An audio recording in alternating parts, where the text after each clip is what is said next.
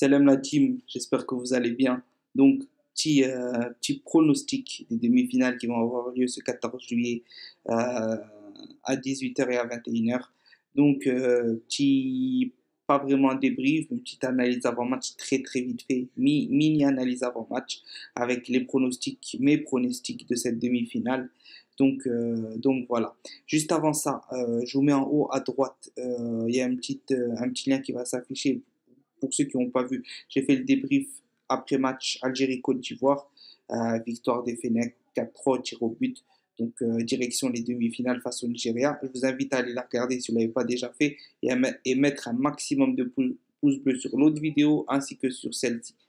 Bon, alors, premier match, donc à 18h ce dimanche, Sénégal-Tunisie. Donc déjà, bravo aux Tunisiens, félicitations aux Tunisiens, je ferai une vidéo concernant votre équipe. Vous êtes plusieurs à me l'avoir demandé sur les réseaux notamment, et je vais la faire parce que pour moi, la Tunisie est en train de faire le hold-up de cette CAN. Concrètement, elle est clairement en train de faire le hold-up de cette CAN. Euh, et, euh, et bravo à eux parce que leur compétition n'a pas forcément super bien commencé. Mais en tout cas, aujourd'hui, ils ont montré de belles choses face à Madagascar. Certes, ça reste que Madagascar. Et c'est l'expérience qui a joué. Quand des gens me disaient sur l'analyse avant-match que j'avais faite que Madagascar allait gagner, ça me paraissait quasi impossible. Maroc-Bénin, c'était peu probable, mais sincèrement, le Maroc n'a rien montré sur cette CAN pour moi. Gagner contre la Côte d'Ivoire et l'Afrique du Sud, ça prouve pas grand-chose parce qu'en fait, il faut voir la manière, il faut voir comment l'autre équipe jouait. Et la Côte d'Ivoire n'était pas au niveau qu'elle a été aujourd'hui face à l'Algérie. Là, c'était une équipe de Côte d'Ivoire solide et costaud, la meilleure qu'on a vue de cette compétition. Mais des fois, voilà, au bout d'un moment, ça paye à force de ne pas montrer un super visage. Et là, ils l'ont payé face à l'Algérie. Mais bref, revenons au Sénégal-Tunisie. Sénégal-Tunisie, match très très serré qui s'annonce. Tout le monde voit le Sénégal passer, mais moi je pense que la Tunisie va faire un petit hold-up aussi sur ce match-là. Je pense que la Tunisie va passer difficilement, mais comme ils savent le faire. Et ouais, ça peut surprendre ce que je vous dis, mais je pense vraiment que les Tunisiens en sont capables. Je pense que là, l'équipe qui a été alignée aujourd'hui, vu que le coach a piqué Kazri sur la dernière rencontre, ça l'a bien reboosté. Euh, Ça l'a bien reboosté. Msekni a fait son taf, Sliti a fait son taf. Donc voilà, en fait, quasi tous les joueurs étaient au niveau. Donc ça a montré de belles choses face à Madagascar, qui certes est une petite équipe, mais qui a eu un très beau parcours. On félicite les Malgaches sur cette compétition qui ont vraiment proposé de belles choses. Et on est tous, je pense, surpris de les voir là pour une première fois. Mais c'est mérité. C'est mérité au vu de ce qu'ils ont proposé. C'est même dommage, je trouve, pour eux et triste pour eux de les voir finir là. Mais la réalité du foot rattrape tôt ou tard. L'expérience, c'est très important dans une compétition de football et ça se paye surtout vers la fin. Donc voilà, victoire de la Tunisie, je prévois. Je ne pourrais pas vous dire le score, ça va être très serré. Euh, mais, euh, mais bon, d'un côté, je pense que le Sénégal est capable de monter encore plus en puissance sur ce match-là. Euh, mais moi, je les ai trouvés quand même assez décevants, bien que, sincèrement, une finale Sénégal-Algérie de l'autre côté, ça serait quand même pas mal. Choc du premier tour, finale de fin, finale de fin. Voilà, là, ça serait une rencontre, mais de haute pression. Mais bon, donc victoire de la Tunisie sur le premier match selon moi. Pronostic, je dirais 2-1. Allez, je dirais 2-1 pour la Tunisie.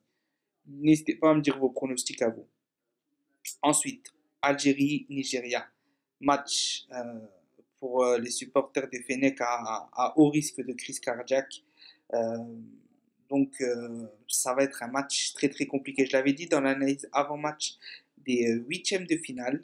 Euh, J'avais dit que bon, le match Algérie-Côte d'Ivoire allait être très difficile, mais moi, le match qui me faisait le plus peur, c'était tomber contre le Nigeria en demi. C'est le match qui me fait le plus peur de la CAN, ça va être celui-là, les demi-finales face au Nigeria. La Tunisie ou le Sénégal, ça me fait moins peur en finale que le Nigeria en demi. Mais bon, après on verra bien. Nigeria, c'est une équipe qui est très rapide devant, euh, qui s'est contrée très rapidement, très rapidement. Ils ont les joueurs pour. Euh, donc déjà, il va falloir que l'Algérie mette en place un système où les défenseurs restent bas. On est parti pour qu'Atal ne joue pas le reste de la compétition, ce qui fait que ça va être un Zéphane, ce qui fait qu'il va falloir le couvrir parce que Zéphane, il a fait son job hein, pour un remplaçant face à la Côte d'Ivoire. Sincèrement, il a fait son job, il a arrêté une balle qu'il a dégagée qui partait en direction des buts. Donc c'est un mini sauvetage, on va dire. Il a fait son job, mais il n'est pas aussi bon qu'un Tal, pas au niveau d'un Tal, ça on le sait tous. C'est pour ça qu'on est quand même tous un peu en flip. Mais bon, on va essayer de. Je pense que ça peut le faire. Donc voilà, va falloir jouer un peu un bloc au pas. Et je pense des longs ballons. Je pense que parce qu'ils ont une défense assez fébrile. Euh, donc on peut jouer un peu comme on a joué face au Sénégal, je pense. On n'a pas besoin de construire spécialement. Parce que si on se fait prendre une balle comme Mahrez l'a fait face à Côte d'Ivoire ça va beaucoup moins vite. On s'est pris un but, Nigeria, on s'en prendra deux. Donc voilà, mais malgré tout, je vois les Fennecs l'emporter. Euh, bien que ça va être très très serré, mais bon, je me dis qu'on peut l'emporter et qu'on va tout faire pour. Abel m'a dit de faire des bons changements. On ne doit pas partir avec le même 11 titulaire. Il y a eu beaucoup de fatigue. N'oublie pas qu'on sort de prolongation, de 120 minutes de prolongation. On est seulement à 2 jours de repos demain. Après-demain, ensuite, il y a le match. Euh, donc 3 jours, trois jours exactement après le match, donc 48 heures, 72 heures après le match, on va devoir rejouer. Ouais, il va falloir faire des changements. Sincèrement, je vois mal Belmadi aligner la même équipe, bien que malheureusement, je pense qu'il va aligner la même équipe. Parce que il est parti avec son 11 et je ne sais pas s'il va réussir à tenir compte de l'aspect physique ou pas au détriment de son collectif, mais à moins de laisser le collectif, mais de se dire que les joueurs qui sont fatigués, cibler les joueurs qui sont fatigués, donc Mahrez est sorti, il va pouvoir tenir 90 minutes sur la prochaine rencontre, et Laili, il croit au battage physique, donc ouais, peut-être mettre un Brahimi à la 60e minute ou un Ouna sur le côté gauche.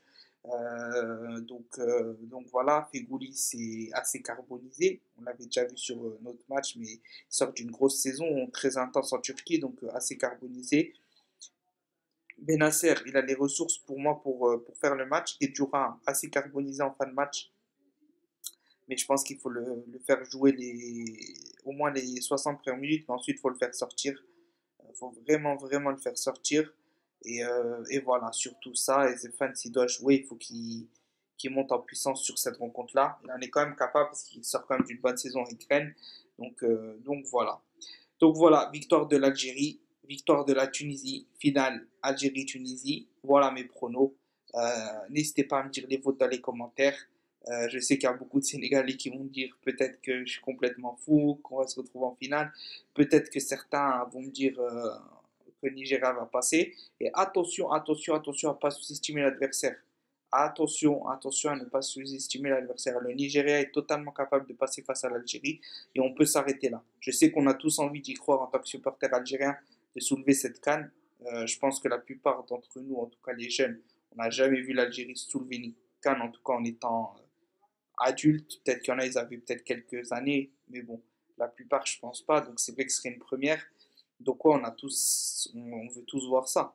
On veut tous voir ça. Mais prudence, prudence, coaching, il faut qu'il soit un peu plus efficace de Belmadi. Boundjer doit être mis sur le banc pour Delors, pas pour le casser, mais pour le piquer et qu'il revienne dans les 20 dernières minutes et qu'il éclate tout. Et sinon, pour le reste, on en parlera dans l'analyse avant match Algérie-Nigeria, que je ferai sûrement demain ou après-demain. Donc voilà, la famille, c'était tout. J'espère que la vidéo vous aura plu. Un maximum de pouces bleus. À vos commentaires. Dites-moi vos pronostics et qui vous voyez en finale. Allez, ciao.